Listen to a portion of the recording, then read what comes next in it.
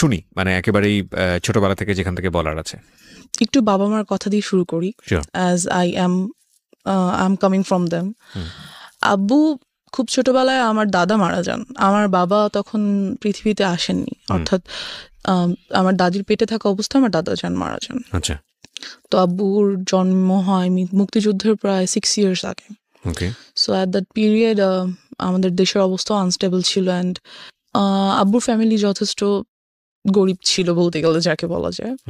So আব্বুর বাড়ি হচ্ছে বরিশাল, অ্যান্ড সেখান থেকে উনি ঢাকায় আসেন। তখন ওনার 13 বছর বয়স যখন উনি ঢাকায় চলে আসেন, বিকজ বাড়িতে কোনো কিছুরই ফ্যাসিলিটিস ছিল না, এখনো নাই, আমরা কখনো যাই না আমাদের বাড়িতে। তো ওই সময় উনি ঢাকায় আসেন এবং একটা লাইফ লিড করার জন্য যতটুকু কাজ করার দরকার তাই সবই করেন। ইভেন দো যদি বলি ঠেলা গাড়ি পর্যন্ত তার সে ঠেলা।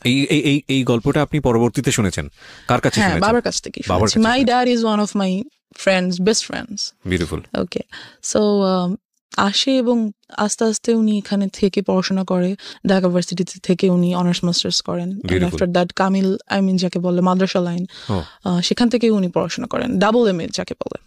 তো উনি ওটা থেকে উনি বেশ ভালো একটা জব পায়, অ্যান্ড গুড স্যালারি। এই গেল বাবা। আম্মুদের ফ্যামিলিও খুব যে রিচ ছিল তা না, but they were quite good. আম্মু ঢাকায় চলে আসে খুব ছোট বয়সে, ওয়েন অনার্সে এসে ঢাকায় ভর্তি হয়। এখান থেকে উনিও ঢাকা ইউনিভার্সিটি থেকে অনার্স মাস্টার্স করেন, অ্যান্ড দেন LLB করেন, অ্যাডভোকেটশিপ নেন। So both of them, as you can see, both of them are educated, so they are busy. An educated person can't sit at home, never. আমার মনে হয় বাবা মাকে দেখে। তো অফিস, আর আমি হওয়ার পর থেকে আমার খালামুনির কাছে থাকি। You were the first child? Yeah, I'm the first child. Okay. আমার পর আমার একটা ছোট বোন আছে। Age gap 8-9। তো আম্মু আমাকে, আমার খালামুনির বাসা ছিল তখন আমাদের বাসা থেকে বেশ দূরে আর কি, অনেকটুকু দূরে। সেখানে আমাকে রেখে আম্মু অফিসে যেত, বিকজ কোনো অপশনস ছিল না।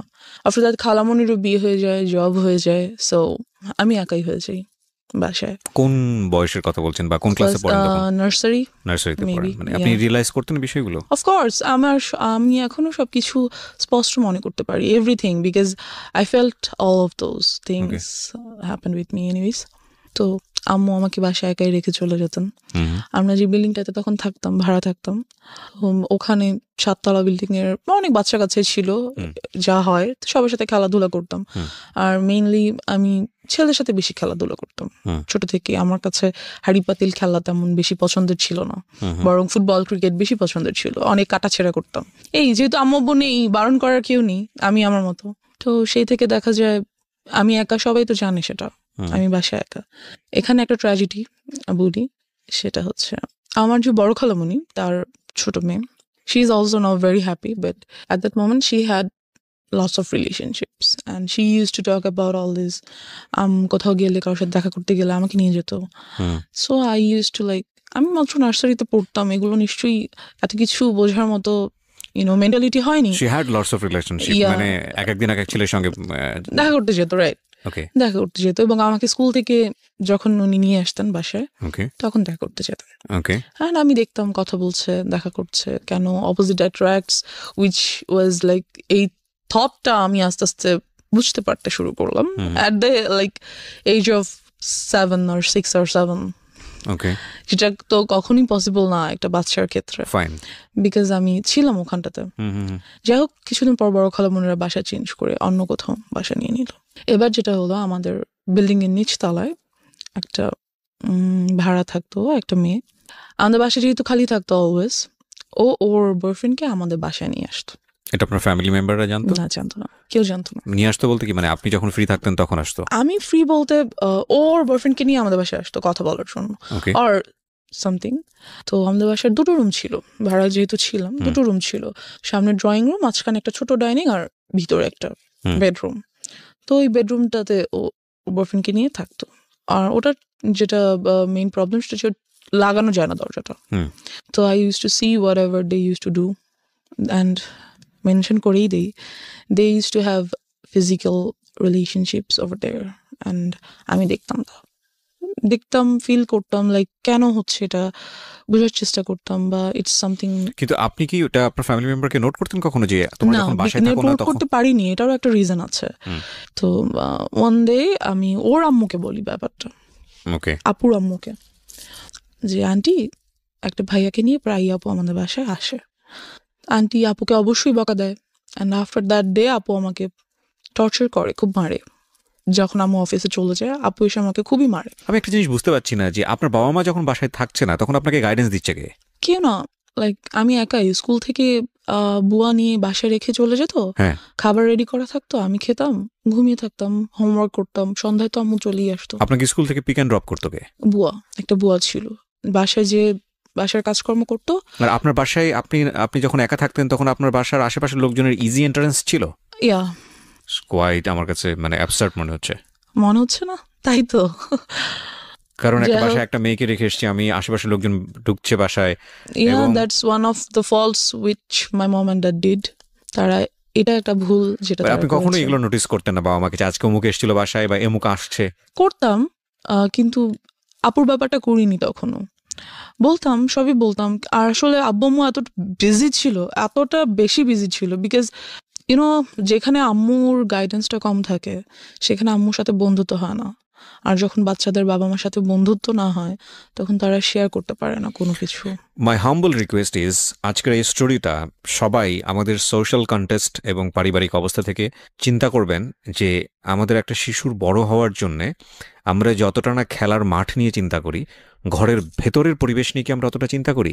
এটা খুব খুব খুব important. It's a very serious issue, এবং আমার মনে হয় আজকে ওই জায়গাগুলোকে আমাদের সবার নক করা উচিত। বিকজ ওর লাইফে যেটা ঘটেছে সেটা আরেকজনের লাইফে ঘটুক, আমরা এটা চাই না। It's a social learning, it's a family learning. Okay, এবং আমি ওকে স্যালুট জানাই যে ও নিজেকে এক্সপোজ করে অন্তত আরও 10টা ফ্যামিলিকে সতর্ক করার জন্য এখানে এসছে। জি, তারপর কি হলো? আপনাকে খুব মারলো? হ্যাঁ, খুব মারলো। আমি ভাবলাম আম্মুকে বলবোই যে আপু আমাকে এত মারছে, অ্যান্ড শি টোল্ড মি যে আমি এটা কাউকে বলতে পারবো না, যদি বলি সে আমাকে মেরেই ফেলবে, as I was a child. আর আম্মুকে আমি বললাম ব্যাপারটা, যে আম্মু আপু তো একটা ভাইয়াকে নিয়ে মাঝে মাঝে বাসায় আসে। আম্মু জিজ্ঞেস করলে সে কি করে, কেন আসে, তুমি আসতে দাও কেন, গেট লাগিয়ে রাখো না কেন, ঢুকতে দাও কেন? আমি বললাম আপু আমাকে খুব মারে, বকা দেয়, না ঢুকতে দিলে খুব রাগ করে। তো আম্মু এই ব্যাপারটা নিয়ে ওনাদের সাথে কথা বললো, ওই আপুর ফ্যামিলির সাথে। বলার পর যেটা হলো যে তুমুল ঝগড়া দুই ফ্যামিলির মধ্যে। ওরা কি খুব পাশাপাশি ছিল আপনাদের? হ্যাঁ, আমরা ছিলাম 4 তলায়, ওরা ছিল নিচতলায়। আচ্ছা। এই তো খুবই ঝগড়া লাগলো। পরবর্তীতে যে আমাদের বাড়িওয়ালা, উনি আমাদেরকেই বের হয়ে যেতে বললো, যেখানে বের হওয়ার কথা ওদের, অ্যাজ ফল্টটা ওদের ছিল, আমার না, বাট আমাদেরকে বের হয়ে যেতে বললো। সো আমরা সামহাও প্রবলেমটা সলভ হলো, ইস্যুটা ঠান্ডা হলো, আপুটা আর আমাদের বাসায় আসে না। ওকে, এবার যেটা হলো, আমার মেন্টালিটি লাইক ওই জায়গাটা থেকে অনেক আনস্টেবল হয়ে গেল, কি বলবো এটাকে, unbalanced. So I use to think like কেন হচ্ছে এই জিনিসগুলো, বা এগুলো কি, কেন, some kind of curiosity. Like of course একটা কিউরিওসিটি গ্রো হ্যাঁ, করলো। like- আপনি তখন নার্সারিতে পড়েন? তখন আমি 1-এ উঠেছি। ওকে, অ্যান্ড আমার কাছে ব্যাপারটা খুবই আনইউজুয়াল লাগতো। ওকে প্রিয় শ্রোতা, গল্পের মাঝখানে ছোট্ট একটা পজ দিচ্ছি সবার জন্য অ্যানাউন্সমেন্ট। জীবন গল্পের পার্ট 2 বইটি বাজারে আসতে যাচ্ছে খুব শীঘ্রই। যারা অ্যাডভান্স বুকিং দিতে চান, কারণ অল্প সংখ্যক বই আমরা বাজারে আনি প্রতি বছরই ফেব্রুয়ারি মাসকে কেন্দ্র করে, যারা অ্যাডভান্স বুকিং দিতে চান এবং ঘরে বসে পেতে চান নামমাত্র মূল্যে, বইটির মূল্য রাখা হয়েছে মাত্র 200 টাকা। তাদের জন্য আমি বলে দিচ্ছি নাম্বারটি, এই নাম্বারে ফোন করে আপনাকে অ্যাডভান্স বুকিং দিতে হবে, এবং এই নাম্বারটি 24 ঘন্টা খোলা থাকে, চাইলে আপনি এই মুহূর্তেই ফোন করতে পারেন। নাম্বারটি হচ্ছে boibajar.com-এর 09611262020। আমি আবারও বলছি এবং ধীরে ধীরে বলছি, প্লিজ নোট করবেন, 09611262020। অ্যাডভান্স বুকিং দিন, 2-1 সপ্তাহের মধ্যেই বইটি আপনার ঠিকানায় পৌঁছে যাবে। বইটির মূল্য রাখা হয়েছে নামমাত্র মূল্য 200 টাকা। ওকে, As I have seen them doing something like that, so আমার কাছে অনেক আনইউজুয়াল লাগতো যে এটা কেন হচ্ছে। আমার একটা ফ্রেন্ড বলা যায় না ঠিক, আমার থেকে সিনিয়র ছিল তখন, ও মেবি ক্লাস 3 or 4-এ পড়ে। I use to talk a lot with her. তো সেই ব্যাপারে আমাকে অনেক কিছু বলে। একটা বাচ্চা কি বা বলতে পারে, 3-4-এর একটা বাচ্চা, যতটুকুই ওর কাছে মনে হয়েছে বা ও যা বুঝে সেখান থেকে বলছে আমাকে। Anyway, so and after that আমাদের 6 তলায় একটা ছেলে থাকতো। He proposed me when I was in class 1. Seems funny. Anyways, so আমাকে প্রপোজ করলো যে I want to be your boyfriend. So I was like, yeah, I got a chance. হ্যাঁ, সবার কাছে, আমার কেন নাই? আপুর আছে, ওই আপুর আছে, সেই আপুর আছে, হ্যাঁ That's a আমার point. এরকম করা উচিত। তো I said okay. So he like কিছু না বুঝিয়ে ওকে করে দিলেন। হ্যাঁ, সবার আচ্ছা, আছে okay, সুতরাং fine. আমার ইটস আ ফ্যাশন। হ্যাঁ, আমিও যাবো, ওকে ফাইন, গুড গুড, কি হবে I don't know, like boyfriend good, ওর সাথে ঘুরবো ফিরবো কথা বলবো, এই তো। সো একই স্কুলে ছিলাম আমরা, নিয়ে আসতো, আমি ক্লাস 1-এ ছিলাম। সিরিয়াসলি আমি এখন বলতে গেলেও এম্বারেসড ফিল হয়, like how did I do that? No, there is a reason, of course, there is a definitely reason. But আমারও হয়তো বা বোঝা উচিত ছিল নিজেকে, হয়তো লাইক টেক কেয়ার উই করা ক্যান উচিত ব্লেম ইউ ছিল, বিকজ আপনি একটা চাইল্ড সে সময়, রাইট? বোঝা উচিত ছিল আপনার প্যারেন্টের। যাই হোক, আমরা সেই ডিসকাশনে পরে ইয়া, যাব। বাট তারা আসলে কিভাবেই বা বুঝবে? আমিও তো তাদেরকে ঠিক ব্লেম ওভাবে করতে বলতে পারি না, পারি নাই। It's a situation actually. Like, okay yeah. So, yeah, then he was my first boyfriend. Okay Then somehow ওরা বাসা চেঞ্জ করে ফেলে। বয়ফ্রেন্ড এই আর কি, ও তো একটা বাচ্চা, ওই বা বয়ফ্রেন্ড গার্লফ্রেন্ডের কি বুঝে? যাই হোক, তো somehow ওরা বাসা চেঞ্জ করে ফেলার পরে I used to like a boy. I used to like him very much because he looked very cute. So বাচ্চা ছিলাম দুজনেই, ও আমার ক্লাসমেট ছিল, তখন আমি 2-তে উঠেছি। এনিওয়েজ, তো এই তারপর আমরা ওখান থেকে বাসা চেঞ্জ করে ফেলি। বাসা চেঞ্জ করে আমার যে বর্তমান বাসা, মানে আমাদের নিজেদের বাড়ি করে ফেলি আর কি, সেখানে চলে আসি।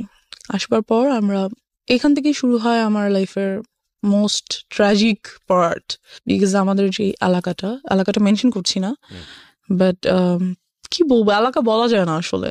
Can any people like live there? I feel, because ওই সময়টাতে ওটা মানুষের বসবাস উপযুক্ত তো ছিল না।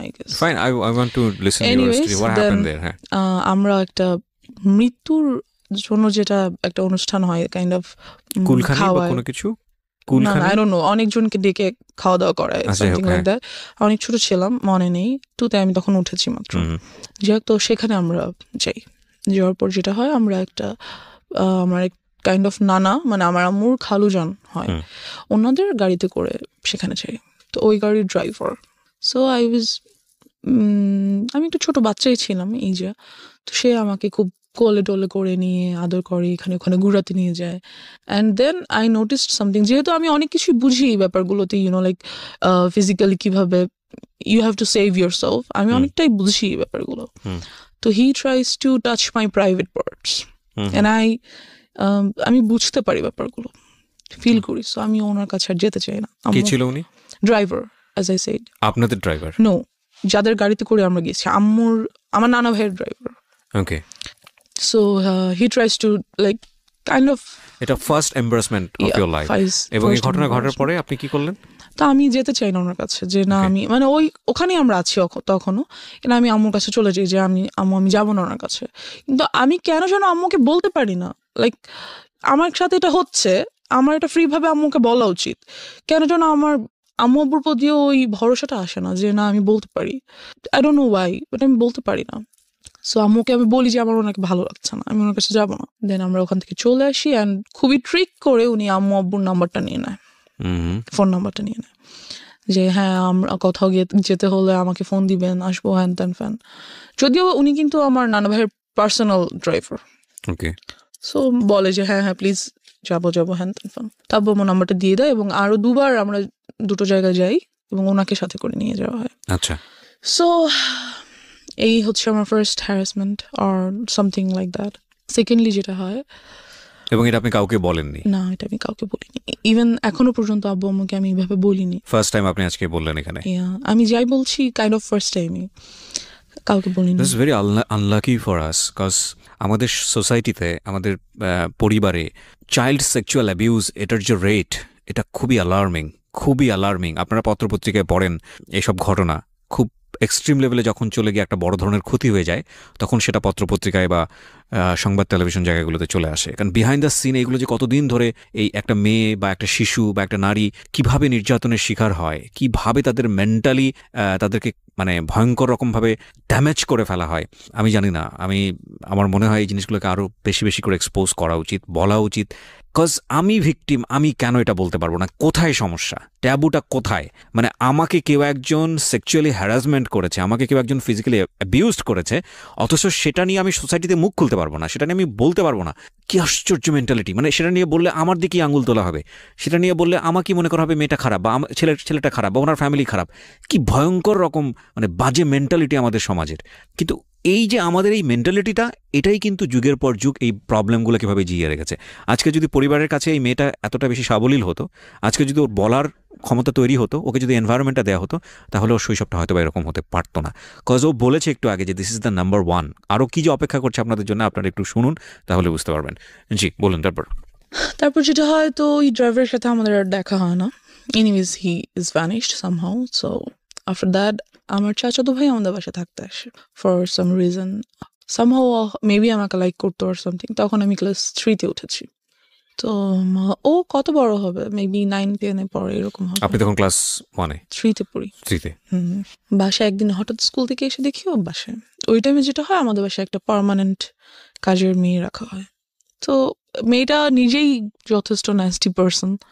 এনিওয়ে, সো চাচাতো ভাই থাকতে আসে আমাদের বাসায়। তো একদিন আমাদের সবার রুম আলাদা, জর্জার রুম। আমাদের বাসায় 5টা বেডরুম, অ্যান্ড জর্জার বেডরুম 4টার। বাট আমি তখন কার সাথে, কাজের মেয়েটা আমার সাথে ঘুমায় না, আমার রুমে ঘুমায়।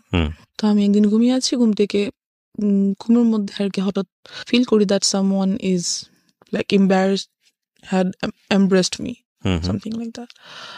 তো আমি ঘুম ভেঙে যায়, পিছনে ফিরে দেখি যে আমার ভাইয়া। তো আই ওয়াজ লাইক, চিল্লাবো না, কান্না করবো না, কি করবো কিছু বুঝতেই পারি না। দেন আই ওয়াজ লাইক, ভাইয়া এখানে কি করো, হ্যান ত্যান। আমি উঠে বসে যাই। বসে যাওয়ার পরে তো বুঝতে পারে যে কাজের মেয়েটা নিচে ঘুমাচ্ছে। তো বুঝতে পারে যে আমি যদি এখন কিছু বলি তাহলে কাজের মেয়েটা উঠে যাবে, আম্মু আব্বু চলে আসবে, অ্যান্ড যাই হোক, তো ওদিনও চলে যায়। ও দিন চলে যায়। পরের দিন শুক্রবার দিন সবাই বাসায় ছিল। What was his response? আপনি তোকে জিজ্ঞেস করলেন যে তুমি এখানে কি হ্যাঁ, করো? তুমি এখানে কি করো? এমনি আসছি, নাথিং, লাইক চলে যায়, উঠে চলে যায়। পরের দিন শুক্রবার দিন সবাই বাসায় ছিল, তো আমরা ছাদে গিয়েছি। আমাদের ছাদটা খুব সুন্দর, গাছ লাগানো চারিদিকে, বসার মতো স্পেস আছে, টেবিল আছে, যাই হোক। তো ওখানে আম্মু চা করে নিয়ে গেছে, সবাই চা খাচ্ছে, ভাইয়াও গিয়েছে উপরে। ছাদটা 2টো ছাদ, একটা হচ্ছে চিলে কোঠার একটা ছাদ আছে, আর মেইন ছাদটা নিচে। তা আমি আর আমার কাজের মেয়েটা চিলেকোঠার ছাদে উঠেছি। আমার বেস্ট ফ্রেন্ড সবসময় ছিল কাজের মেয়েরা। যারাই কাজের মেয়েরা আসতো তারাই আমার বেস্ট ফ্রেন্ড, বিকজ কেউ তো সাথে থাকে না, ওরাই সাথে থাকে। তো ওকে নিয়ে আমি ছাদে বসেছি। তো ভাইয়া উপর উঠছে, উঠে আমার কাঁধে হাত রেখে বলল, পড়াশোনা কেমন চলে, হ্যান ত্যান। বললাম হ্যাঁ ভালো। বলতেছে কোনো ম্যাথে প্রবলেম হলে আমাকে দেখাও, ইত্যাদি ইত্যাদি কথা বলতেছে। And he tried the same thing that I faced with that driver. He was trying to touch some of my private parts. তো কাজের মেয়েটা এটা বুঝতে পারে, বিকজ আমার থেকে বেশ বড়। তো আমাকে বলে, আপু চলে নিচে চলে যাই। তো আমিও ফিল করছিলাম, লাইক হ্যাঁ নিচে চলে, বাট ভাই আমাকে যেতে দিচ্ছে না।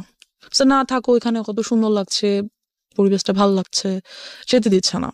এই গেল সামহাও। তো আমি চলে আসি নিচে, কিছুক্ষণ বাদে চলে আসি। তাই আম্মুকে বলি ব্যাপারটা, যে আম্মু ভাইয়া আমার সাথে, আমি আম্মুকে ডাইরেক্টলি বলি যে আম্মু ভাইয়া আমার প্রাইভেট পার্স টাচ করার চেষ্টা করে। এটা বলার পর আমার চাচার সাথে আর কি আব্বুর তুমুল ঝগড়া হয়। ও তার মানে আলটিমেটলি আমি একবার বলে ফেলি, হ্যাঁ একবার বলি আম্মুকে, অ্যান্ড আম্মু আব্বুকে বলে, দেন তো ওদের সাথে খুবই ঝগড়া হয়। আর ওই ভাইয়াকে আমাদের বাসায় আসতে মানা করে দেয়। এখন ব্যাপার হচ্ছে আব্বু আম্মুই বা কি করবে, এতবার, এতজন, এত মানুষ, কয়জনকে বাসায় আসতে মানা করবে, কয়জনকে ধরে রাখবে, দরজা কি সবসময় বন্ধ রাখবে বাসার? এটা তো সম্ভব না। যাই হোক, সামহাও ওটা চলে যায়। আমি তখনও ক্লাস 3-তে, এবং আম্মু আমার জন্য একটা টিচার রাখে। আমার বাসায় কখনো টিচার ছিল না, আম্মুই পড়াতো। বাট তখন দেখা যায় যে আম্মু তখন অ্যাডভোকেটশিপটা ছেড়ে দেয়, ছেড়ে দিয়ে আম্মু একটা গভর্নমেন্ট জব নেয়। এতে করে যেটা হয় যে আম্মু খুবই বিজি হয়ে যায়। ওখানে তো অ্যাডভোকেটশিপে হচ্ছে কেস পাবো, যাবো, এরকম কিছু পাবো না, বাসায় আছি। বাট একটা জব ইজ 9 to 5 ডিউটি। আর আম্মুর যেই অফিসটা পড়ে যায় অনেক দূরে, সেখানে যেতেই প্রায় 1.5-2 ঘন্টার মতো লাগে। সো আমাকে একেবারেই টাইম দিতে পারে না। বাট তখন যেটা হয়, আমার খালামণিকে তারা আমাদের বাসায় নিয়ে আসে, খালামণি আর তার হাজব্যান্ডকে। অ্যান্ড আমার সেফটির জন্য আব্বু আম্মু তাদেরকে একটা ফ্ল্যাট গিফট করে দেয় আমাদের বাসায়, ওকে, যে যাতে আমার ছেলেমেয়েরা সেফ থাকে এই জন্য। তো খালামণিও জব করে, মেইন প্রবলেম এখানেই। তো দেখা যায় সেটা আসলে কি বলবো, সবসময় সবাই সবকিছু বুঝে না, ইউনো। অনেক সময় আমরা অনেক কিছু দেখেও দেখতে পারি না, ব্যাপারটা এরকম। প্রিয় শ্রোতা, জীবন গল্পের এখন পর্যন্ত সেরা কয়েকটি গল্প এবং রেডিওতে অপ্রকাশিত একটি গল্প, একটি বিশেষ গল্প নিয়ে এবারের বই প্রকাশ হতে যাচ্ছে জীবন গল্প পার্ট 2। যারা এই বইটি ঘরে বসেই সংগ্রহ করতে চান, কারণ অল্প সংখ্যক বই বাজারে আনা হয় প্রতি বছরই ফেব্রুয়ারি মেলাকে কেন্দ্র করে, বইমেলাকে কেন্দ্র করে, তারা ফোন দেবেন এই নাম্বারে। নাম্বারটি হচ্ছে boibajar.com-এর এবং নাম্বারটি হচ্ছে 09611262020। আমি আবারও বলছি 09611262020। এই নাম্বারটিতে ফোন দিন। বইয়ের মূল্য রাখা হয়েছে সর্বসাকুল্যে 200 টাকা মাত্র। ওকে, যেখানটা আমরা ছিলাম। যাই হোক, তো খালামণি থাকে, তো আমার জন্য একটা টিচার রাখা হয়।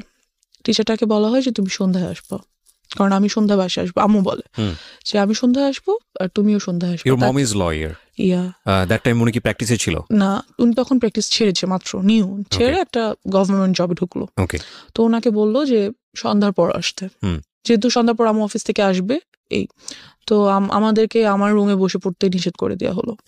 যেটা করা হলো যে ড্রয়িং রুমে বসে পড়বে, যাতে আমি দেখতে পারি তোমাদেরকে।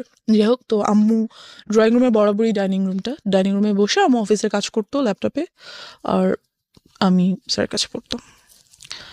তা অনেক সময় দেখা যায় সব সময় কি আর সন্ধ্যার পর আম্মু চলে আসতে পারে, রাস্তায় জ্যাম থাকে, অফিসে কাজ থাকে, অনেক কিছুই। সো ইয়া, এরকমই মাঝে মাঝে হতো।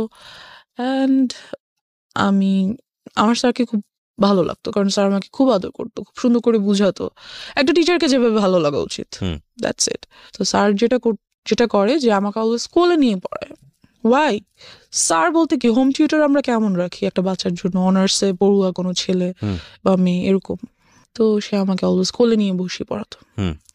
ছোট থেকে আমি খুব হেলদি ছিলাম, so he used to do the same things.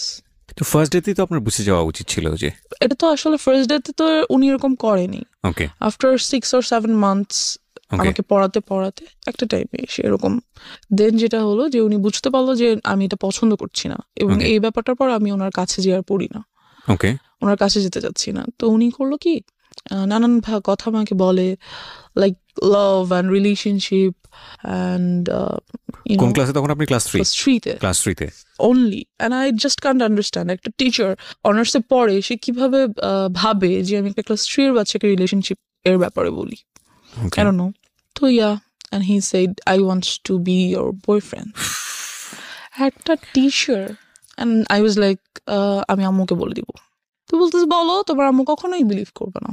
and he was right. আমি আম্মুকে বললাম আর আম্মু এটা বিলিভ করলো না। কাজ যে টিচারটা ছিল উনি আব্বু আম্মুর খুবই পরিচিত একজনের ছেলে ছিল, বেশ ঘনিষ্ঠ একজনের ছেলে। তো আম্মু এটা কেন বিলিভ করলো না? তারা কি বলতে চাইলো আপনাকে? বললো যে, আমি বললাম যে আম্মু, স্যার আমাকে বলে স্যার যাতে আমার বয়ফ্রেন্ড হয়ে যায়। তো আমি বললাম, আর তোমার সাথে মজা করেছে, something like that. Note this kind of thing please. সাথে মজা করেছে, এটা কিছু না। তুমি স্যার কি এমনিতে তোমাকে কোনো কারণে like must something personal. So I said, আমি ওই ব্যাপারে আর কিছু বলতে পারি না। I don't no Y. আমি সবসময় এখানটাতে যে আটকে যাই, আম্মুকে বলতে পারি না, কেন জানি। আচ্ছা, আপনি আমাকে একটু বলেন যে আগের যে দুটো ঘটনা আপনি আপনার ফ্যামিলিকে জানিয়েছিলেন, তারা কি আপনাকে কোনোভাবে ব্লেম করেছিল? না, করেনি। বা ওরা সেটাকে ওভারকাম করার চেষ্টা করেছে। যেমন ভাইয়াকে বাসায় আসতে মানা করে দিল। এর আগে যে কাহিনীটা বললাম, সেটা তো ডেফিনেটলি তারা করেছে, আপনি এটা বলেছেন। কিন্তু থাকে না অনেক সময় আপনাকে দোষ দিয়ে দেওয়া, মেয়েদেরকে দোষ দিয়ে দেওয়া, এটা করেনি।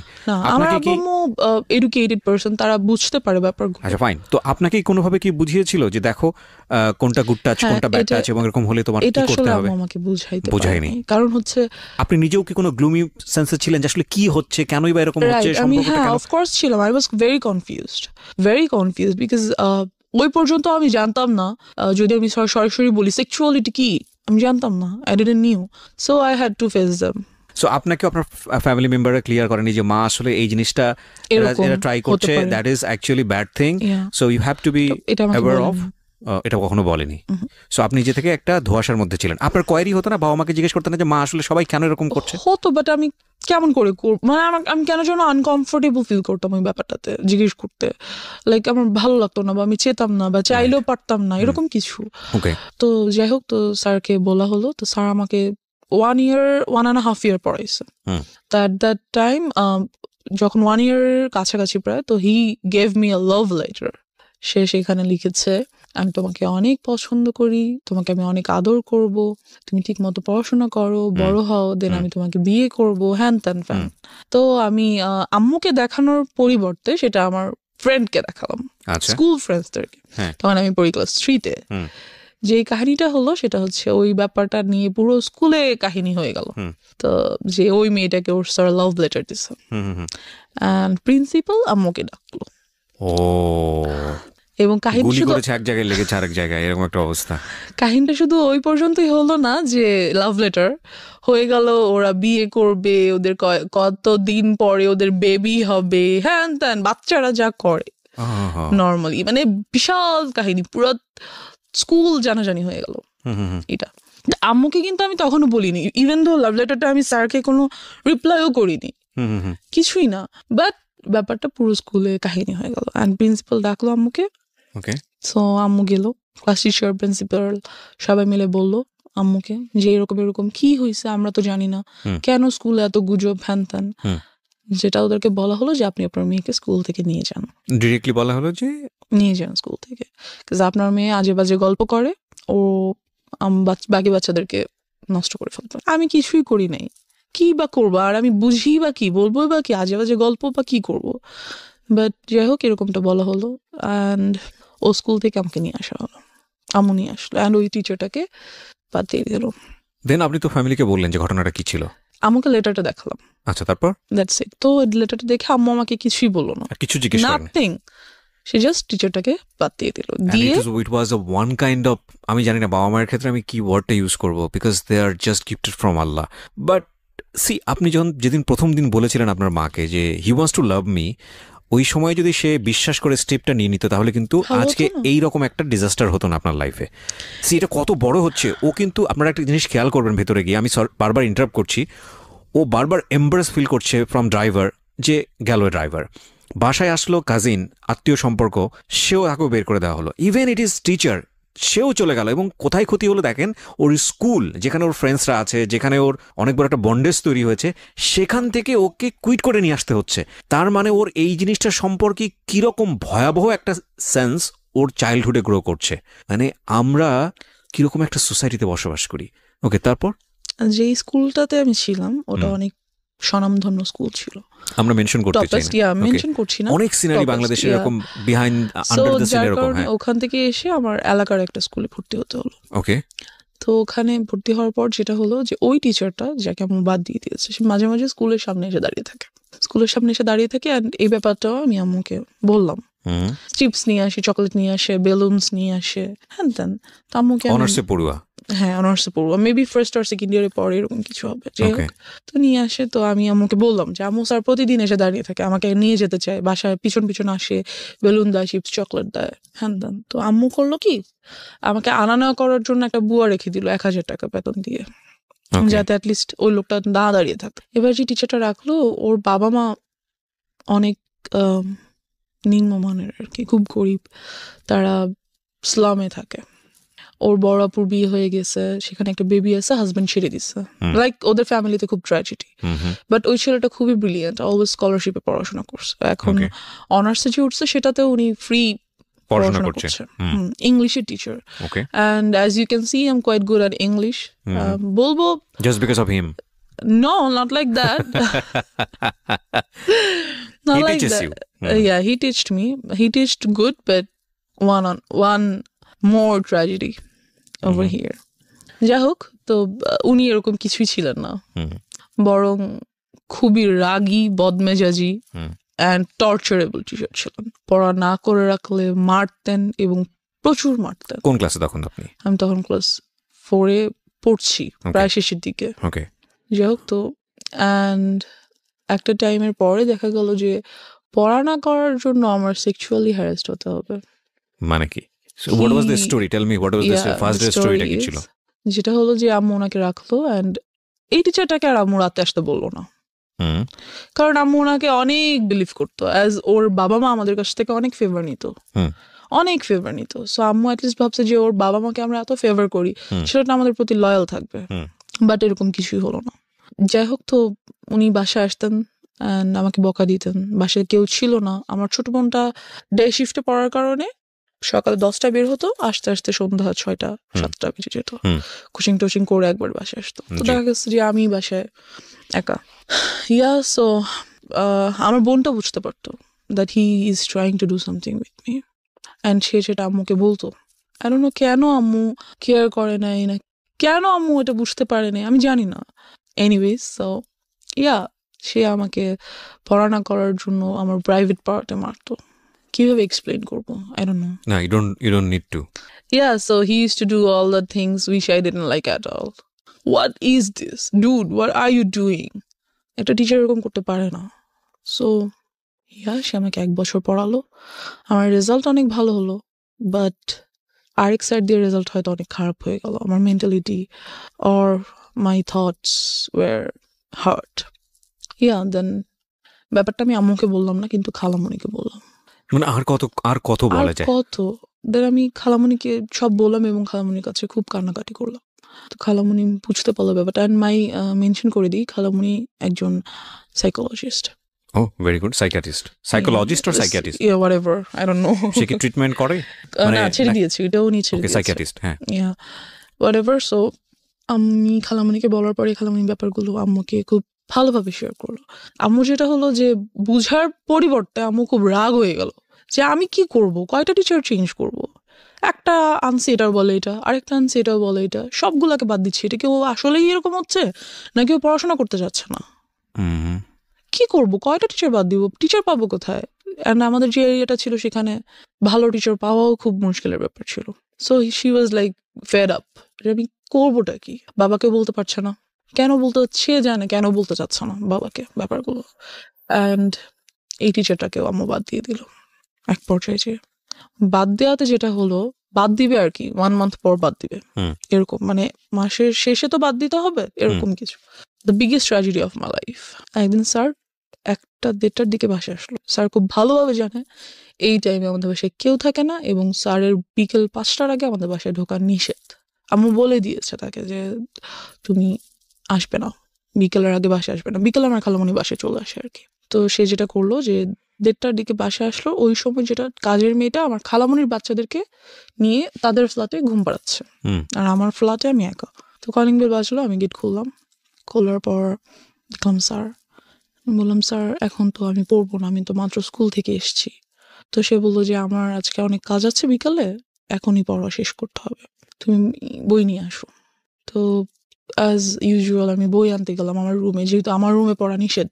কাজ আম্মু ড্রয়িং রুমে, আমার রুমে পড়া নিষেধ ছিল, ড্রয়িং রুমে পড়তে হতো। হুম যাই হোক, তো আমি বই আনতে আমার রুমে যাই, and he enters the flat, আর উনি দরজাটা অফ করে দেয়, মেইন গেটটা অফ করে দেয়। মেইন গেট অফ করে না, মেইন গেটে চাপিয়ে দেয় আর কি, লাগিয়ে দেয়, ছিটকরি লাগায় না। অ্যান্ড আফটার দ্যাট আমি আমার রুম থেকে বই আনতে যাই, আর উনিও আমার পিছনে পিছনে আমার রুমে চলে যায়। হুম যেটা উনি করে সেটা হচ্ছে আমার রুমের দরজাটা উনি আটকে দেয়।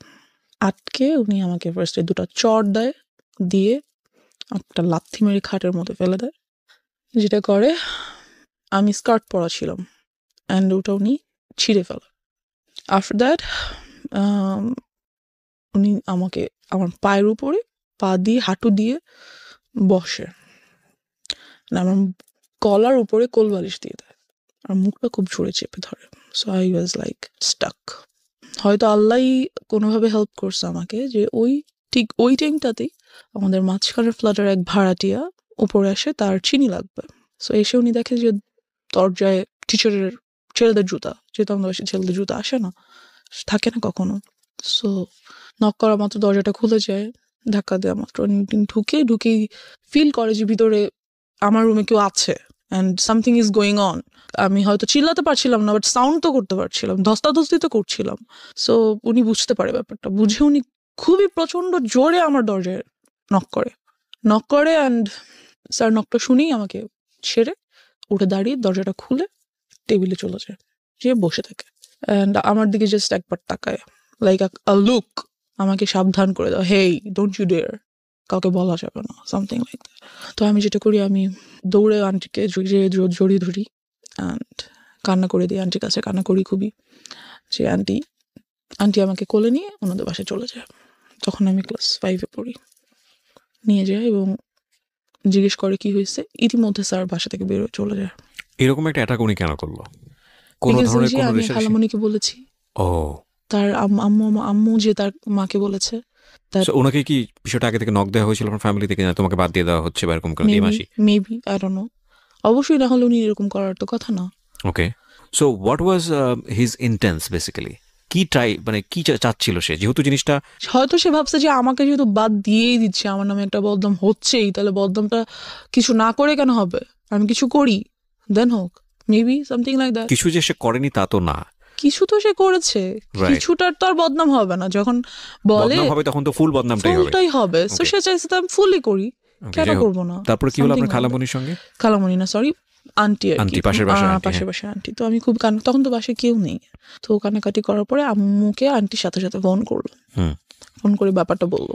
বলার পরে আম্মু বললো, আচ্ছা ভাবি, ওকে আপনি আপনার কাছে রাখেন। আমি এতটাই ভয় পেয়ে গেছিলাম যে এর পরের 1 মান্থ আমি ঘুমাতে পারিনি রাতে। ও, আপনার মা এসে কি করলো? মা এসে কি করবে, খুবই কান্নাকাটি করলো, আম্মু আমাকে জড়িয়ে ধরে। And যেটা হলো what was your father role? উনি কই এই গল্পের মধ্যে? উনি আসলে আব্বুকে আম্মু বলতো না, কারণ আম্মু জানে যে আব্বুকে যদি একটার কথা বলে আব্বু খুন করে ফেলবে সবাইকে, সামথিং লাইক দ্যাট। আব্বু অনেক ভালো, খুব কাম মাইন্ডেড, বাট যখন রাগ করে হি spares nobody, something like that. তো এই ব্যাপারটা আব্বুকে বললো, কারণ বলাই লাগবে, কিছু করার নেই, এত বড় একটা ঘটনা। রাইট, সো আব্বুকে বলার পর যেটা হলো, আব্বু বললো ওকে আমি পুলিশে দিয়ে দিব, ডেফিনেটলি দেওয়া উচিত। আমি ওকে রাখবোই না, ওর একটা কিছু করতেই হবে।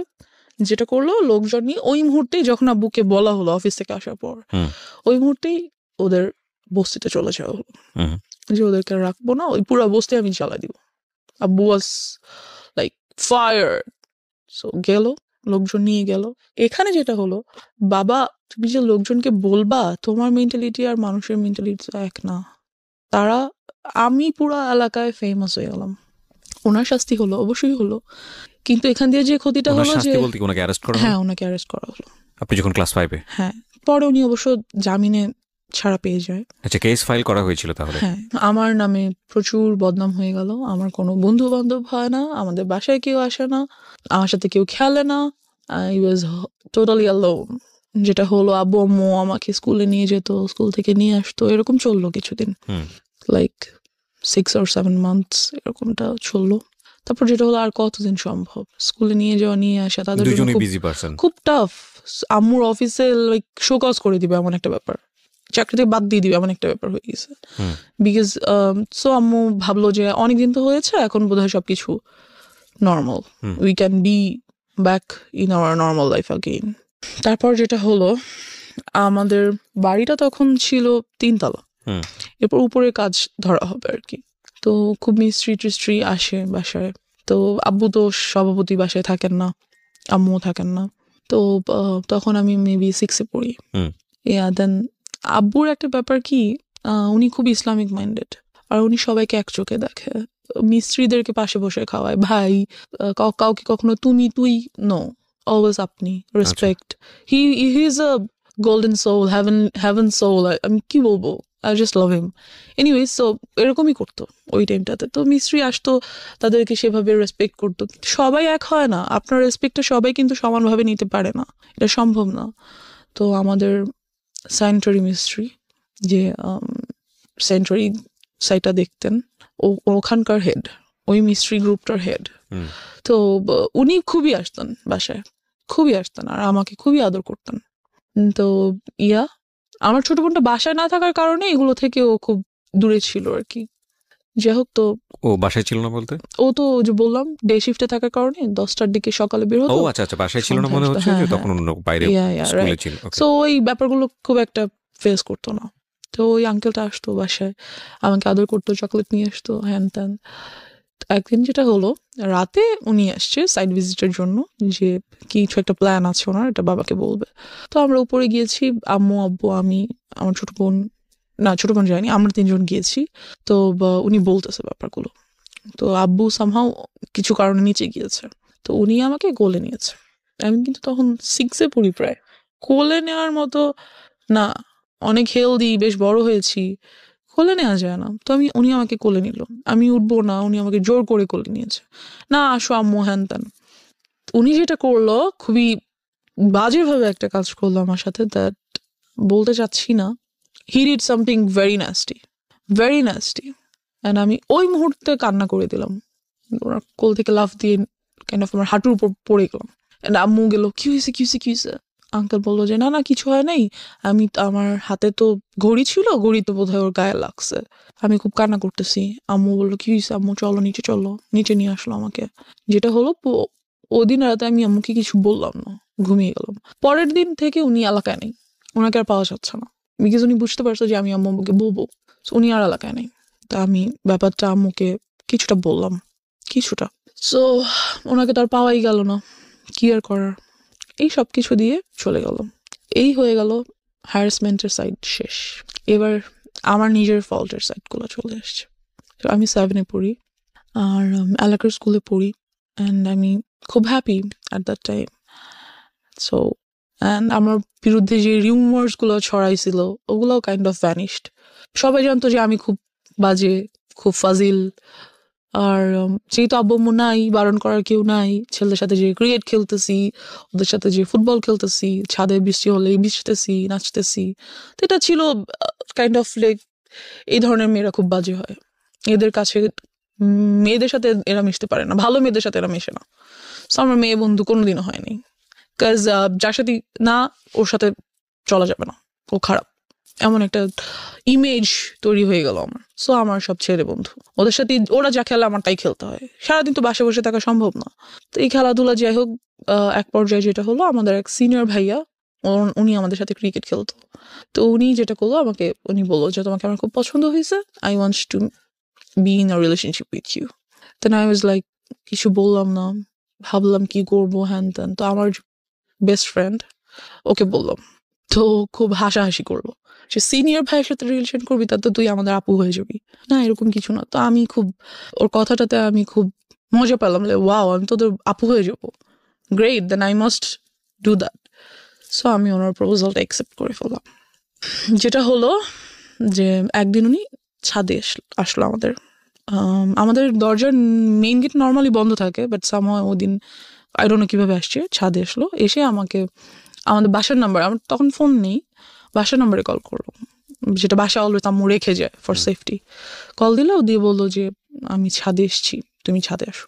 তো আমি ছাদে গেলাম, যাওয়ার পর he tried to kiss me, and এই ব্যাপারটা আমার কাছে অনেক নাস্টি ছিল, because I don't like it. Because আমি ছোটো থেকে ফিজিক্যালি অ্যাটাচড হওয়ার ব্যাপারগুলো আমার কাছে এতটাই ভয়ানক যে আমি এগুলো নিতে পারি না। অ্যাকচুয়ালি ও যখন শুরু করে তখনও বলছিল যে এবার শুরু হচ্ছে আমার ফল্ট। আমি মনে মনে ভাবছিলাম যে নো, এতক্ষণ ধরে যেই কজটা ছিল সেটার ইফেক্টটা শুরু হচ্ছে। So that is the thing, যে ওর পার্সোনাল লাইফে কত বড় ক্ষতি হয়ে গেছে যে ও ওই পার্টটাকে মনে করছে জীবনের সবচেয়ে বিভীষিকাময় পার্ট। এবং আমরা আজকে এই বিষয়টাকে খুব ওপেনলি এখানে ডিসক্লোজ করছি দুটো কারণে।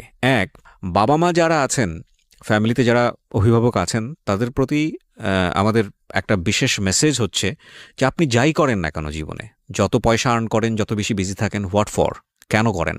বিকজ আপনার সন্তানরা তো এসে ওই লিগেসিটা ধরবে, বিকজ আপনার সন্তানদের জন্যই তো।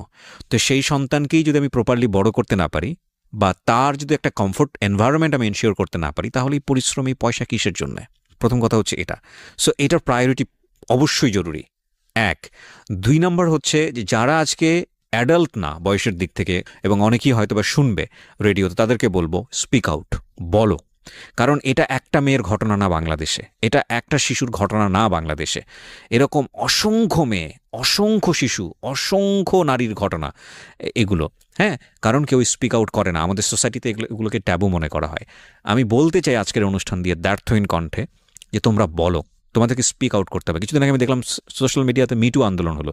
মিটু আন্দোলন এটা অন্য একটা জিনিস, আমি যদিও এটাকে আমি মনে করি যে ইয়াস, এভাবে বলতে হবে, ডেসপার্টলি আসতে হবে।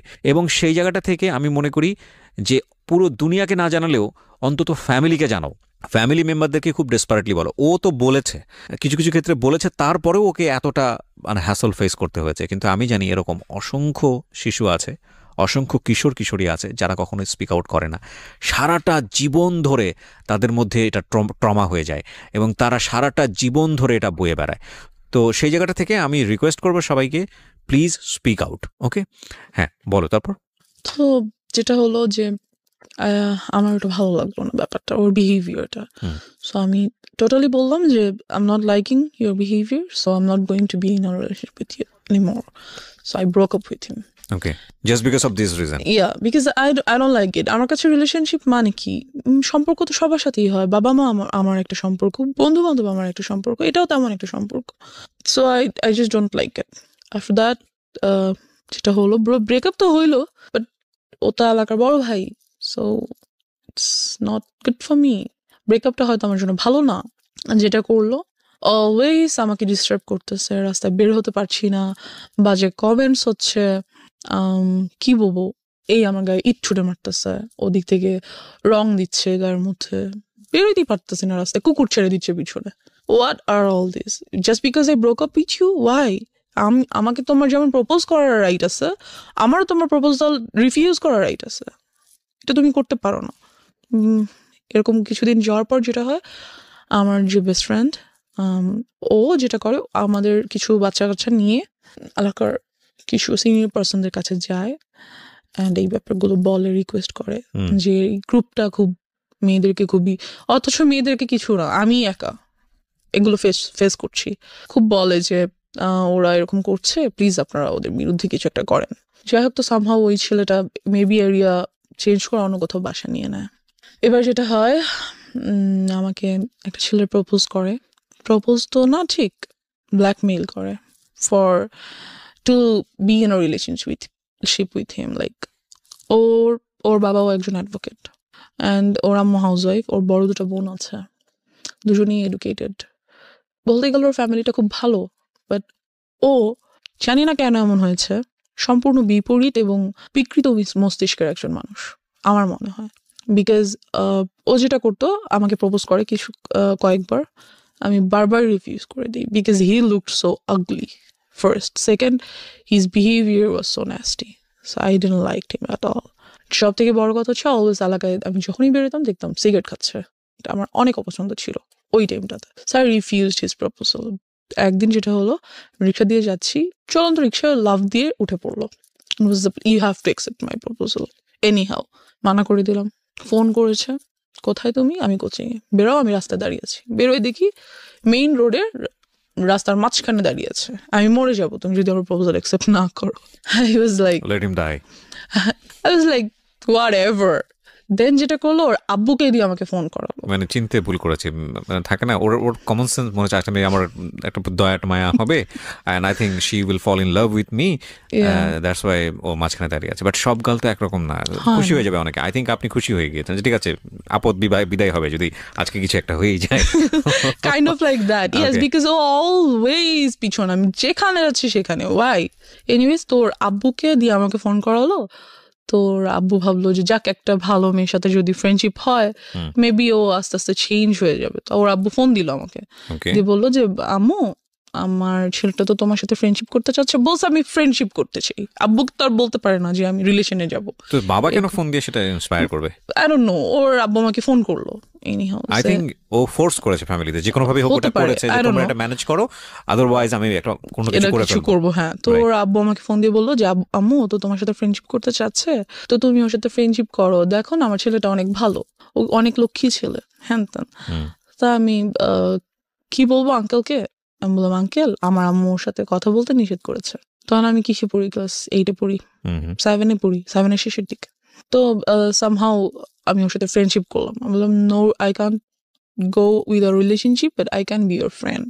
সে ওখানে ওর যেটা মেইনিয়া ছিল, যে খুব সুন্দর গিটার বাজাতে পারতো, গান করতে পারতো। তো ছেলেটা বেশ ভালো বন্ধু হয়ে ওঠে আমার।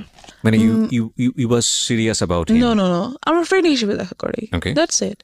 যে আমার বন্ধু, কারণ আমি মেইনলি আম্মু আব্বুকে সবকিছু বলেই করার চেষ্টা করি, ভেরি গুড। যতটুকু সম্ভব, যতটুকু পসিবল, বিকজ আম্মু আব্বু তো অলওয়েজ বিজি থাকে। যাই হোক, তো একদিন অফিস থেকে আসার সময় আম্মু আমাকে ফোন করে যে তুমি কোথায়। তো আমি তো কোচিংয়ে ছিলাম সন্ধ্যায়, সেখান থেকে গান বাজনা করতে যাবো এমন কিছু, বা আড্ডা দিতে যাব।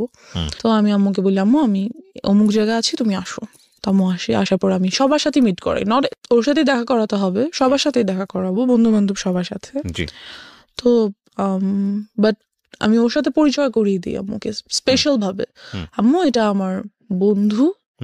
তো ওর কাছে মনে হয় যে no, she is so serious about me, আম্মুর সাথে আমাকে পরিচয় করে দিছে, তার মানে তো শেষ আমি।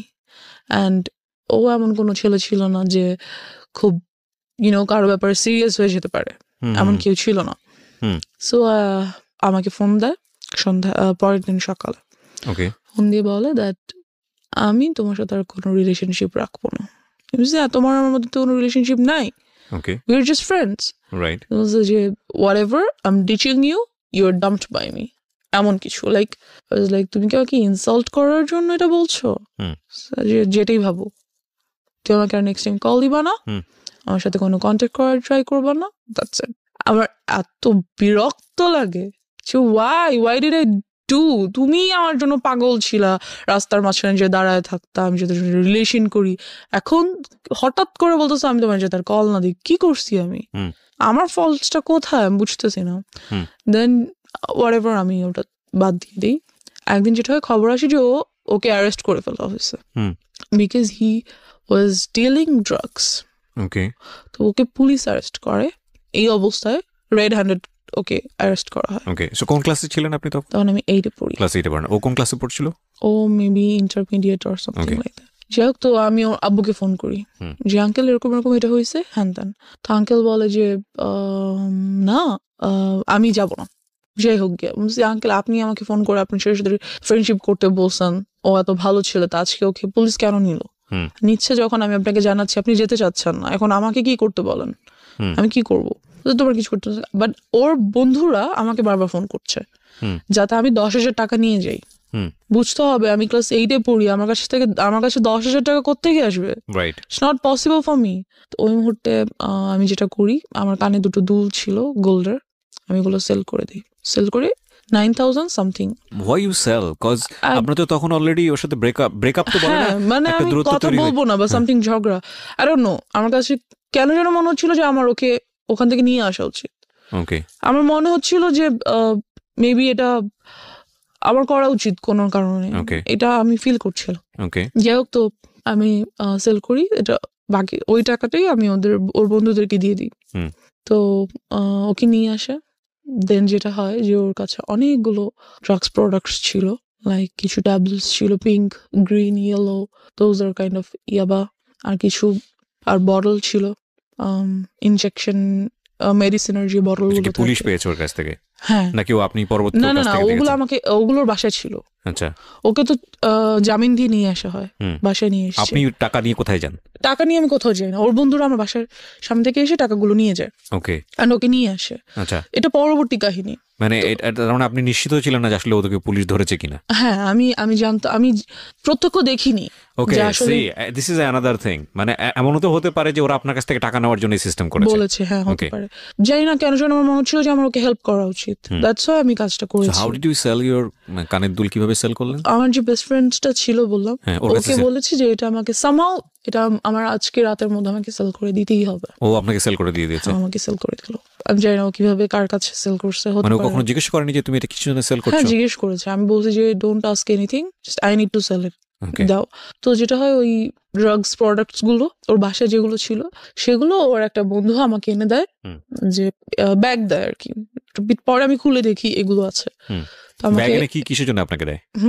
আমার কাছে রাখার জন্য দেয়, এবং বলে যে প্লিজ এগুলো তোমার কাছে কয়েকদিন রাখো, এই ব্যাগটা আমরা কিছুদিন পরে এসে নিয়ে যাবো।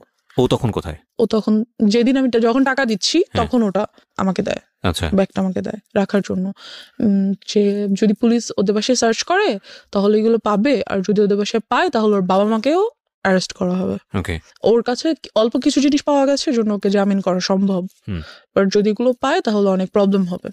সেটা হয় আমাকে দিয়ে যায়। তো ওরাতে ওখান থেকে আমি কিছু জিনিস আমি রেখে দিই। কি মেন্টালিটিতে এটা করেছি, কেন ভালো লাগলো, আই ডোন্ট নো, কেন আপনি বুঝতেন রাখলাম। যেগুলো ড্রাগ? না, আমি জানতাম না ওগুলো কি, বাট আমি রেখেছি। কেন রেখেছি আই ডোন্ট নো। আমার কাছে মনে হলো যে আমার রাখা দরকার, বা আমি রাখি। ইট ওয়াজ ইন আ ফ্লো, আমি রাখলাম জিনিসগুলো কোনো কারণে। তো রেখে দিলাম, রাখার পর ওরা কিছুদিন পর এসে ব্যাগটা নিয়ে গেল, কথাবার্তা বলি না। যাই হোক, তো আহ, এবার ড্রাগস কিভাবে নিলাম সেটা তো চলে আসি। ওগুলো আমার কাছে ছিল বেশ অনেক দিন, আমি ওগুলো রেখে দিয়েছিলাম, কিন্তু খুলিনি, ধরিনি, কিছুই না।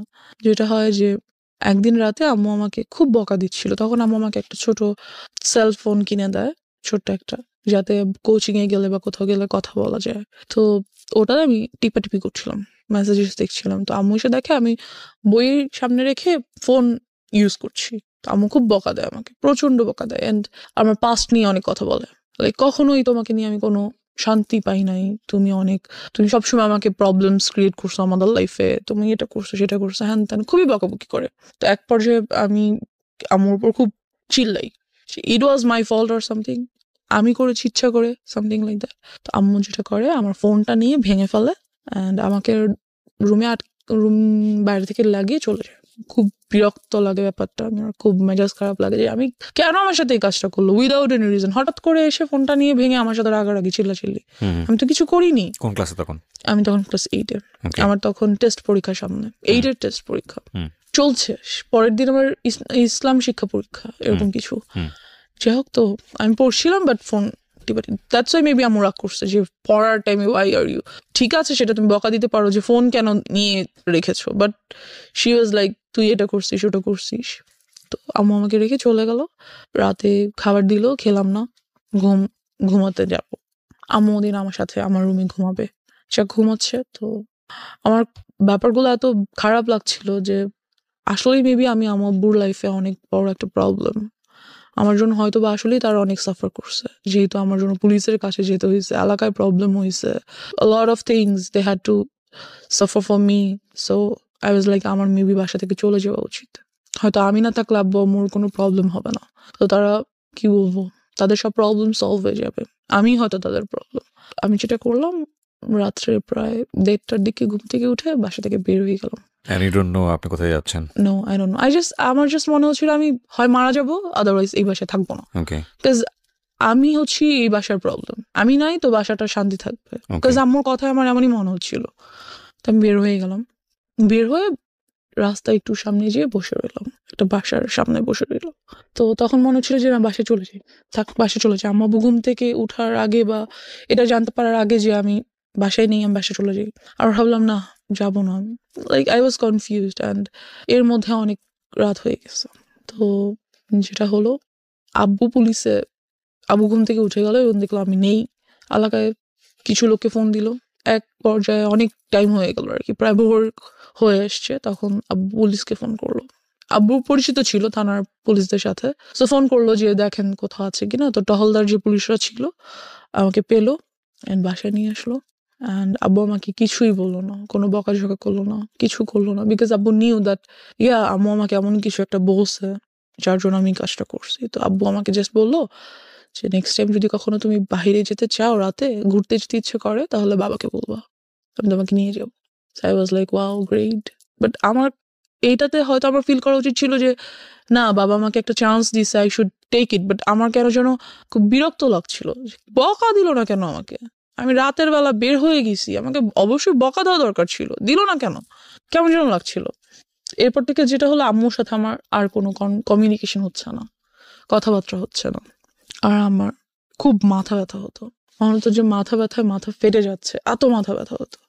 যেটা হলো, আমি যাতে কোনোভাবে লাইক আর হ্যারাসড না হই, এই থটটা থেকে আমি অনেক বন্ধুদের সাথে, এমন ছেলেদের সাথে ফ্রেন্ডশিপ করেছিলাম যে যারা আমাকে টিস করতে পারে। করার কারণ হচ্ছে এটা যে ওরাই যখন আমার ফ্রেন্ড হবে, তখন ওরা আর আমাকে টিস করবে না বা আমাকে কোনো প্রবলেম করবে না। তো ওদের মধ্যে থেকে একজন আমাকে বললো কি যে তুই সিগারেট খা, সিগারেট খেলে যেটা হবে, মাথা ব্যথা করবে না। তো আমি সেই কাজটাই করলাম, সিগারেট খেলাম। অ্যান্ড ফিলিংসটা এমন ছিল যে হ্যাঁ, খুব মাথা ঘুরতেছে, কিন্তু একটু পরে আর মাথা ব্যথা করছে না, পৃথিবীর অন্যতম জঘন্য জিনিস, এবং এটা যারা খায় প্রথম প্রথম, আমি একটু বলে নেই, বিকজ ওই ফ্যান্টাসিতে সবাই থাকি আমরা টিনেজ বয়সে, আমি যদি একটা টান দিইনি তা না, সে কারণেই বলছি। এর চেয়ে জঘন্য জিনিস আমার কাছে মনে হয় না। এটাতে মানুষ কেন নেশা, অন্যান্য ড্রাগসগুলোর ক্ষেত্রে কি হয় আমি জানি না, কোনো ফিল টিল নিশ্চয়ই আসে, কিন্তু এটাতে তো কোনো ফিল আসার কোনো লজিকই আমি খুঁজে পাই না। একটা খুব কটু গন্ধযুক্ত একটা ধোঁয়া, এবং এবং এটা এটা মানুষ ভিতরে কেন যে নেয়, এবং নেয়ার পরে যে মুখের যে গন্ধ, এইগুলো এদের কাছে কাছাকাছি যাওয়া যায় না। আই এম সরি, মানে ভেরি এম্বারেসিং। এটা এটা কোনোভাবেই মানে খাদ্যযুক্ত একটা জিনিস হইতে পারে না, কোনোভাবেই না। এই অখাদ্য এটা, এবং এত বেশি অখাদ্য, এটার ভিতরে মানুষ হুদাই অকারণে ব্রেন থেকে একটা ট্রমা, মানে এই এই এই এই পার্টিকুলার জিনিসের প্রতি মানুষ তৈরি করে, যে না এটা খাইলে এরকম একটা ফিল হয়, এটা খাইলে সিগারেট ছাড়া একটা কবিতা আসতেছে না, সিগারেট ছাড়া এটা হচ্ছে না, সিগারেট ছাড়া বাথরুম হচ্ছে না। ফালতু থিং, নাম্বার ওয়ান ফালতু থিং, এত দুর্গন্ধযুক্ত জিনিস। জি বলেন। এনিওয়েজ, তো যেটা হয়, সিগারেট খাওয়া শুরু করে দিই আস্তে আস্তে। আর ওই পিরিয়ডটাতে আমার আর রাতে ঘুম আসে না। So how do you smoke? Because আপনার তো ফ্যামিলিতে এটা জানানোর কোনো বিকজ সুযোগ আমি নেই। ওই যে বললাম, ক্লাস বাসায় 8 যার পর যার অবস্থায় আপনি স্মোক করেন। রাইট, বাসায় যার যার রুম আলাদা, কেউ কারোর রুমে যাচ্ছে না। আর রাতে তো সবাই ঘুমিয়ে যাচ্ছে, আমি আমার রুমে আছি। Like, so you locked your room? No, I never locked my room, because আম্মু আব্বু মাঝে মাঝে আসে, বাট রুম সবাই ঘুমিয়ে গেলে কিন্তু কেউ হাঁটলে সাউন্ড পাওয়া যায়। আপনি বুঝতে কেউ, পারেন যে হ্যাঁ, না, কেউ কেউ একজন আসলেই আসছে। আমি ফেলে দিই, ফ্যান ছেড়ে একটু স্প্রে করে দিই, দ্যাটস ইট। এটা আমাকে ওরা শিখিয়ে দিয়েছে, এরকম এরকম করলে কোনো স্মেল পাবে না, হ্যান ত্যান। চকলেট রাখা যায় সাথে, তা আব্বু আব্বু আম্মু বুঝে না, আর আসলে তারা আসেও না। যাই হোক, তো আমার রাতে ঘুম আসে না, কোনোভাবেই আমার ঘুম আসে না। ঘুম আসলেই আমি আজেবাজে স্বপ্ন দেখি। চোখ বন্ধ করলেই আমি দেখি that someone is trying to do something with me, they are like holding me, আমাকে দুই দিক থেকে দুইজনে ধরে টেনে ছিঁড়ে ফেলতেছে। ভয়ানক সব স্বপ্ন দেখি, লাইক আমি ঘুমাতে পারি না, ঘুম আসলে ঘুম ভেঙে যায় আজেবাজে স্বপ্ন দেখে। তো আমি এরকম একদিন রাতে ঘুমাচ্ছি, এমন একটা স্বপ্ন দেখলাম। স্বপ্নটা দেখে আমার এত ভয় পেলাম, ঘুম থেকে উঠে আমি ওই যে জিনিসগুলো এনে রেখেছিলাম ছেলেটার ব্যাগ থেকে, সেখান থেকে একটা বটল নিয়ে ইয়াটা খোলার চেষ্টা করি, কিন্তু এটা খোলা যাচ্ছিল না, ক্যাপটা। তো বুঝতে পারি যে ওটা সিরিঞ্জের সুইটা ঢুকিয়ে টান দিয়ে খুলতে হবে। So I did this, but আমি ওটা বডিতে পুশ করি না, যেটা করি গ্লাসে, মানে নেই, একটা ছোট গ্লাসের মধ্যে নেই, নিয়ে আমি ওটা খাই ওই দিন রাতে। যেটা হয় যে ওটা এতটা তিতা ছিল, আর খাওয়ার ঠিক 10 থেকে 15 মিনিটের মধ্যে আমি সেন্সলেস হয়ে যাই। সেন্সলেস হয়ে যাওয়ার পর আব্বু আম্মু সামহাও মেবি আমাকে রাতে দেখতে এসেছিল, যে ঘুমাচ্ছি কিনা, ঠিক আছে কিনা, একটু বাদে আর কি। আমি সেন্সলেস হয়ে যাওয়ার কিছুক্ষণ পর তো দেখে আমি মাটিতে শুয়ে আছি, ফ্লোরে। তো তারা এসে দেখে, আব্বু আমাকে ধরে সোজা করে দেখে আমার মুখ থেকে ফেনা বের হচ্ছে। দেখে আমাকে সাথে সাথে হসপিটাল নিয়ে যায়। হসপিটাল নিয়ে যাওয়ার পর হোয়াট ওয়াজ ইট? এটা কি ছিল? I don't no, maybe some drug product, যেটা বডিতে নিতে হয় অফকোর্স, যেহেতু ইনজেকশন ইয়াগুলোতে ছিল, বটলগুলোতে ছিল। সেটা আপনি খেয়ে ফেলেছেন? হ্যাঁ, সেটা আমি খেয়ে ফেলেছি। আমি বুঝতে পারিনি যে জিনিসটা আসলে যে কি ধরনের ড্রাগ প্রোডাক্ট, বুঝতে পারছিলাম না। যেটা হয়, তো নিয়ে ওয়াশ করে বাসায় নিয়ে আসে, 2 দিন হসপিটাল থেকে বাসায় চলে আসি। এরপর থেকে আমি কেউ যেন আমার ভালো লাগে না, আমি রাতেও ঘুমাতে পারি না, দিনে আমার কিছুতেই শান্তি লাগছে না, কিছুতেই আমি থাকতে পারছি না। যেটা শুরু করি, সিগারেট তো খাই, সাথে ফ্রেন্ড সার্কেলরা আমাকে বিভিন্ন ধরনের মদ এনে দেয়, ওগুলো খাই, বাট তাহলে আমি ঘুমাতে পারি। যেটা ঘুমাতে পারি বলতে কি, মানে সেন্স থাকে না কোনো, ঘুমিয়ে যাই, সকালে উঠি, এই ঘুম বলা যায় না এটাকে আর কি। তো এভাবে করতে করতে এক পর্যায়ে যেটা হয়, আমার হেলথ খুব খারাপ হয়ে যেতে থাকে।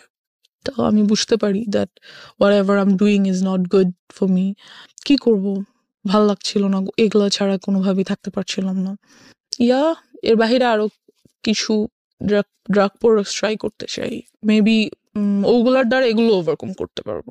এমন একটা থট ছিল যে হয়তো ওগুলো যদি আমি ট্রাই করি তাহলে হয়তো এগুলো ওভারকাম করতে পারবো, এমন একটা ব্যাপার। তো একদিন একটা ফ্রেন্ড বলে যে ঠিক আছে, তোকে আজকে ইয়াবা ট্রাই করাবো, তার জন্য অমুক ফ্রেন্ডের বাসায় যাবো, ওর বাসায় আজকে আব্বু আম্মু থাকবে না। ওকে, দেন ওরা অনেকগুলো ছেলে সবাই, আর আমি আর একটা মেয়ে আমার সাথে, আর একটা ফ্রেন্ডের ওয়াইফ, ওরা বিয়ে করে ফেলেছে, এরকম কিছু। তো আসলো, ওরা সবাই ইয়াবা ট্রাই করছে, তো যখন আমার টার্ন আসলো আর কি, আমার কাছে খুব ভয় লাগছিল যে আমি কি আসলে এটা করবো, কারণ এটা নেওয়ার সাথে সাথে আমি দেখতেছিলাম সবাই শুয়ে পড়তেছে, যেই এটা ট্রাই করতেছে শুয়ে পড়তেছে, লাইক সেন্সলেস হয়ে যাচ্ছে আর সামথিং, নেশাগ্রস্ত হয়ে যাচ্ছে। তো আমার খুব ভয় লাগছিল যে আমি কি আসলে এটা করব। তো ভাবলাম যে করব না, খুব ভয় পাচ্ছিলাম। ওখান থেকে চলে আসি সামহাও। তো ওরা আমাকে যেতে খুব মানা করে। তো ওদের মধ্যে থেকে দুজন অপরিচিত ছেলেও ছিল, ওরা নিচ্ছিল না। ওদের আমার আগে নেওয়ার কথা ছিল, দুইটা কারণে আমি ভয় পেয়েছিলাম। ওদের আমার আগে নেওয়ার কথা ছিল, বাট ওরা নিচ্ছিল না। তো আমি ভাবলাম যে হয়তো হতে পারে যে আমাকে এজন্য এখানে আনা হয়েছে যে আমি ড্রাগসটা নিব, then they are going to do something with. আমার ব্রেনে শুধু এটাই কাজ করছিল, দ্যাটস আমি নিলাম না, চলে আসলাম ওখান থেকে। অ্যান্ড ড্রাগ অ্যাডিকশনের মধ্যে তাহলে কিছুই পড়ে না, শুধু পরে আমি খুব সিগারেট খেতাম, খুব সিগারেট খেতাম। অ্যান্ড এলাকায় সবাই এটা জানতো, আব্বুকে খুব বিচার দিত। তো একদিন আব্বু আমাকে সরাসরি এসে ধরার জন্য রাতে ঘুমায় না, বিকজ পাশের বিল্ডিং এর লোকের আব্বুকে এটা বলতো সিগারেট খায় আমরা দেখি, হ্যাঁ ছাদে যেয়ে খায় বা বারান্দায় বসে খায় আমরা দেখি। তো একদিন রাতে আব্বু ঘুমায় না, আমি সিগারেট খাচ্ছি, এরই মধ্যে আব্বু রুমে এন্টার করে। আমি বুঝতে পারি না, বিকজ ফ্যান চলছিল, আমি খেয়াল করি না, শব্দ পাই না। তো আব্বু এসে আমার সামনে এসে দাঁড়িয়ে he says, you have cigarettes? I say yes. কিছু করার নেই, আমাকে তো দেখে ফেলেছে। দেন হি সেইজ, আমাকেও দাও, আমিও একটু খাবো। বাবা কখনো সিগারেট তো দূরের কথা, আব্বু চাও খায় না, কিছুই খায় না, কোনো ধরনের আউট ভাত বা নর্মাল খাবার ছাড়া আউট কোনো কিছু বাবা খায় না। হি সেইড, আমাকেও একটু দাও, আমি খাবো। কেন খাও, কি ভালো লাগে? বকা দেয় না আমাকে কোনো। তো আব্বু ওদিন সারা রাত আমার সাথে অনেক গল্প করে, তার লাইফ সম্পর্কে অনেক কিছু বুঝায়। দেন যেটা হয় যে আমি বুঝতে পারি, বাট সিগারেট ছেড়ে দেওয়াটা তো ইজি না, and I couldn't do that. তো আমার যে বেস্ট ফ্রেন্ডের কথা বলছিলাম, সবই জানতো মোটামুটি। এক পর্যায়ে আমাকে প্রপোজ করে that yes, I like you so much and I think you must be my ও জানতো যে girlfriend. আপনার এই আদ্যপান্ত সব জানতো? হ্যাঁ, ও সবকিছু জানতো, ও ছোট থেকে আমার সাথে ছিল। And আপনার এই ধরনের অ্যাক্টিভিটিসে আপনার পড়াশোনায় কোনো ক্ষতি হতো না? হ্যাঁ, অফকোর্স আমার রেজাল্ট অলওয়েজ খারাপ হতো, পড়াশোনায় মনোযোগ ছিল না, এরকম চিন্তা কিছু। করে দেখেন, একটা root cause basically sexual harassment, and ওই জায়গাটা থেকে একটা মেয়ের জীবনটাকে কিভাবে অন্যদিকে নিয়ে যাচ্ছে। ওকে, তো এই তো ওর প্রপোজালটা আমি অ্যাকসেপ্ট করে ফেলি। ও আমার ক্লাসমেট, অ্যান্ড বাট ও জানি না ও ইচ্ছা করে কি না বা আল্লাহ প্রদত্ত হতে পারে, ওর সাথে থাকার কারণে দেখা গেছে আমি অনেক কিছু স্কিপ করতাম। লাইক হ্যাঁ আচ্ছা কোচিংয়ে যাও, প্লিজ যাও পড়ো, ওকে আমার নোটা নাও, লাইক পড়াশোনার ব্যাপারেও আমাকে খুব হেল্প করতো। অ্যান্ড যেটা হতো যে যেই জিনিসটাতে আমি ভয় পেতাম, like if somebody touches me, আমি এটা কখনো নিতে পারতাম না যে কেউ আমাকে টাচ করতেছে। আমার কাছে এসে কোনো ছেলে বসলেও আমার বিরক্ত লাগতো, ভালো লাগতো না। আমার আমি হ্যালুসিনেট করতাম that he is coming towards me, trying to touch me, something like that. আমি মেন্টালি লাইক কি বলবো, উইক হয়ে যাচ্ছিলাম। বাট এই কাজটাও কখনো করতো না, যেটা আমাকে ওর কাছে খুব কমফোর্ট ফিল করতাম। Okay okay, because he never use to do this, যেটা আমার ছেলেদের প্রতি অলওয়েজ থিঙ্কিং ছিল, এই কাজটাও করতো না কখনো আমার সাথে। So he was like very friendly with me, helpful, lovable, something like that. তো নোট করে দিত, আমার সব নোটও করে দিত, হোমওয়ার্ক করে দিত, লাইক ও আমাকে ইন্সপায়ার করতো সব কিছুতে, আমাকে বুঝায় বলতো। I use to cry with him that I had all this in my life. সাধারণত বেসিক্যালি দেখা যায় কি যে কোনো ছেলে যদি রিলেশনশিপে যেতে চায়, তারা কখনোই এমন একটা মেয়ের সাথে রিলেশনশিপ করবে না যার লাইফে এই ধরনের হিস্ট্রি ছিল। I guess no. And কোর্সে তো গুড, অ্যাটলিস্ট ওরা একবার হলেও বলবে যে তুই এগুলো করে আসছিস। যখন একদম টেম্পার লুজ করে তখন এগুলো রেকর্ড নেয়, আর ওকে অ্যাবিউজ করবে, আর ওকে ইউনো কি বলবো একটু আন্ডার এস্টিমেট করবে। বাট যেটা ওর ক্ষেত্রে হতো, কখনোই এই কাজগুলো আমার সাথে করতো না। আর অলওয়েজ আমাকে খুব ইন্সপায়ার করতো that it's okay, you are going to overcome all this, it's fine. How your family treated you? Because you know বাবা জেনে গেল যে তুমি সিগারেট করছো, আমি তোমাকে তুমি করেই বলি, বিকজ তুমি আমার অনেক ছোট হবা, এতক্ষণ পরে তুমি চলে এসছো। সো তুমি সিগারেট নিচ্ছ এবং তোমার বাবা তোমার সাথে বিষয়গুলো শেয়ার করছে, তারও পার্সোনাল লাইফ শেয়ার করছে, তার মানে খুব ইন্টেলিজেন্টলি সে জিনিসটাকে ডিল করছিল, এবং সে খুব ভালোভাবে বুঝতে পারছিল যে আমার মেয়েকে যদি আমি এখন খুব অতিরিক্ত শাসনের জায়গায় নিয়ে যাই, সে আরও বেশি খারাপ হয়ে যেতে পারে। সো খুব ইন্টেলিজেন্টলি সে ডিল করছিল। বাট এটা নিয়ে কি তোমার বাবা মার মধ্যে কোনো ধরনের কোনো ঝামেলা দেখতা? তারা কি বলবো, তোমাকে নিয়ে ঝগড়া করা বা না কোনো তাহলে না আমার আব্বু আম্মু খুব কাম, আগেই তো বলেছি। তারা ঝগড়া করতো না, বাট টেন্সড থাকতো অফকোর্স। মাঝে মাঝে যদি আমি যেহেতু রাতে ঘুমাতে পারি না, স্টিল পারি না, আমি যদি উঠে তাদের রুমের কাছাকাছি যাই। তুমি রাতে ঘুমানো বলে আমার অনুষ্ঠানগুলো শুনেছো, that's why you are here. এটা আমি একটু জাস্ট খালি বলে দিলাম। ও কোনো অ্যান্ড্রয়েড ইউজ করে না এবং এটার পিছনে একটা রিজন আছে। রিজনটা কি বলো তো? রিজন হচ্ছে যেহেতু লাইফে অলরেডি এত কিছু হয়ে গেছে, অ্যান্ড্রয়েড ইউজ করা মানে বাবা মা চিন্তা করে অ্যান্ড্রয়েড ইউজ করলে অনেক কিছু, আর অ্যান্ড্রয়েড আরো পাওয়া যায় ডিফিকাল্টিস না। ফেস হতে পারতে। হ্যাঁ, পাওয়া যায় না এমন তো কিছু নাই অ্যান্ড্রয়েডে, সবকিছু পাওয়া যায়। So আমি আরো ইনফরমেশন জানবো, হয়তো আরো অনেক কিছুর ব্যাপারে জ্ঞান খুলে যাবে, সেগুলো ট্রাই করতে ইচ্ছে আরো করবে। বেশি ডিরেইলড হয়ে যেতে পারো তুমি, Yeah, like তুমি ড্রাগের কাছে চলে গিয়েছো। রাইট। সো দ্যাটস ওয়াই ওনারা বলেছে যে তুমি এটা থেকে দূরে থাকো, এবং আলটিমেটলি তুমি এটা এগ্রিও করেছো। অফকোর্স। সো তুমি তো আসলে অবাধ্য না, যেটা মনে হয়েছে। এবং তারপরেও এই বিষয়গুলো যখন ফ্যামিলি জেনে গেল, তোমাকে ড্রাগের কাছ থেকে সরানোর জন্য কি করেছে তারা? ড্রাগের কাছ থেকে যেটা আমি বললাম যে ইয়াবাটা মাঝে মাঝে ট্রাই করতাম। ওকে। তো ওটার জন্য আমাকে রিহ্যাবে পাঠানো হয়েছিল। এক পর্যায়ে তারা রিহ্যাবে পাঠালো? হ্যাঁ, যখন বাবা জেনে যায়। কোন ক্লাসে ছিলে তখন তুমি? 9-এ। ক্লাস 9-এ। আচ্ছা, তারপর? বেশি দিন আমি ছিলাম না অবশ্য সেখানে। বেশি দিন কি, আই মিন টু সে ওখানকার ডাক্তারদের সাথে খুব কথাবার্তা হতো, আর যা ট্রিটমেন্ট ছিল বাসাই তা চলতো। বিভিন্ন ধরনের মেডিসিনস অ্যান্ড ট্রিটমেন্টস ওগুলো বাসাই হতো। এই তারপর আস্তে আস্তে সেগুলো থেকে চলে যাই, অ্যান্ড আল্লাহর রহমতে আমি এখন কোনো কিছুই আর নিই না, nothing. I'm totally out of it. এখন তো ফ্যামিলি সবকিছু জানে তোমার সম্পর্কে। হ্যাঁ, তো সবকিছু জানার পরে তারপরে সবকিছু বলতে জানে আর কি। মানে ডেফিনেটলি তুমি যেগুলো এখানে যেগুলো বলেছো সেগুলো থেকে আমার কাছে মনে হয়েছে যে অনেক কিছুই জানে। তো এরপরে তোমার প্রতি তাদের যে আচরণটা, সে আচরণটা কি তোমাকে কমফোর্ট দেয় ফ্যামিলি এনভায়রনমেন্টে? হ্যাঁ, of course comfort. They are a comfort zone for me. Of course they are. Because আমার আব্বু খুব ইন্টেলিজেন্টলি সবকিছু হ্যান্ডেল করে। দে ফিলস যে হ্যাঁ আমার ওকে কন্ট্রোল করা দরকার, আর আমার ওকে ম্যানেজ করা দরকার, মেনটেন করা দরকার, বাট ওকে টর্চার করে না, মেন্টালিও না, ফিজিক্যালিও না, because they knows about it. আসলে ওনারা ওনাদের জায়গা থেকে বেস্ট ট্রাই করেছে আমার মনে হয়। এর থেকে বেশি কি করবে? আর একটা বাবা মা, যখন বাবা মাদের বয়স যদি বলি, আমার আব্বু আম্মুর বয়স, সেই সময়টাতে তো বাচ্চারা ফ্রি ভাবে ঘোরাফেরা করতো, কেউ কিছু বলতো না, সবার মেন্টালিটি অনেক ভালো ছিল, সাফ ছিল। Definitely we are not accusing anybody, but সিচুয়েশনে যখন একটা শিশু বড় হচ্ছে কোন একটা পার্টিকুলার সিচুয়েশনে, ওই সিচুয়েশনে চারপাশে যা থাকবে সেটাকেই সে অ্যাবজর্ব করবে। রাইট। ওই সিচুয়েশনটা যদি তার জন্য প্রতিকূল হয়, সেটাকে সেভ করার দায়িত্ব প্রথমত বাবা মার। সমাজ তো অবশ্যই, পরিবার তো অবশ্যই, তাদের একটা ভূমিকা আছে, এবং সে জায়গায় অনেক বড় বড় ল্যাক আছে আমাদের, বিশেষ করে নারী শিশুদের ক্ষেত্রে, নারীদের ক্ষেত্রে, এবং অফকোর্স শিশুদের ক্ষেত্রেই আমি বলবো। এবং এই যে ধরনের যৌন নির্যাতন, এই নির্যাতন এটা কিন্তু শুধু বাংলাদেশের সিনারি না, এটা কিন্তু সারা ওয়ার্ল্ডেরই সিনারিও। এবং সেখানে আমরা দেখি যে স্পোক পারসন, মানে যারা এই বিষয়গুলো নিয়ে কথা বলেন, তারা ইনডিটেলি জান না কি হয়। এবং খুব ভালো, আমি তোমাকে মানে স্যালুট করি যে সামহাও কাউকে না কাউকে তো এগিয়ে আসতে হবে, কাউকে না কাউকে তো বলতে হবে। তুমি কি মনে করো যে এগুলো নিয়ে স্পিক আউট বললে এটা কিছুটা হলে কমবে, বা এখানে একটা ইফেক্ট পড়বে, বা যারা এই কাজটা করে তারা সতর্ক হবে? অফকোর্স হবে ইনশাল্লাহ, আর হওয়া উচিত। বিকজ আমরা মেয়েরা আজকাল অনেক কিছু করতে চাই। মেয়েরা পাইলট হয়, ডক্টর হয়, ইঞ্জিনিয়ার হয়, অনেক কিছু হয়।